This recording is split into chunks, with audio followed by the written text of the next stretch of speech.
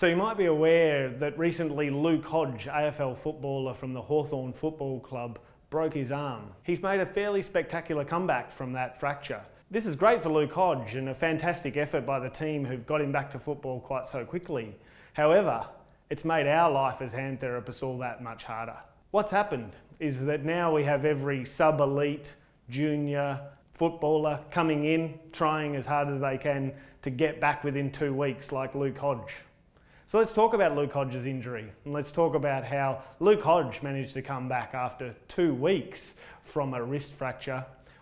So with wrist fractures, you can have a couple of different types of injuries. And I'd guess that with Luke Hodge's injury, if he was able to come back 2 weeks after he had injured it, that more than likely he'd just damaged the ulnar bone on the little finger side of the wrist. If, on the other hand, he'd damaged the more stabilising radius on this thumb side of the wrist, it's much more difficult to come back from that sort of injury.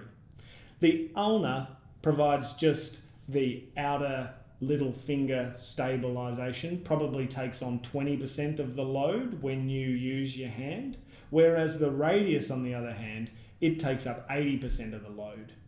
So surgery for the ulnar probably means that you can come back a bit sooner, whereas a fracture through the radius is going to take probably more likely 6 to 8 weeks.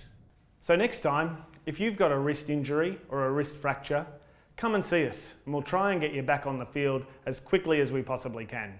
Maybe not within 2 weeks, because we're not all professional footballers.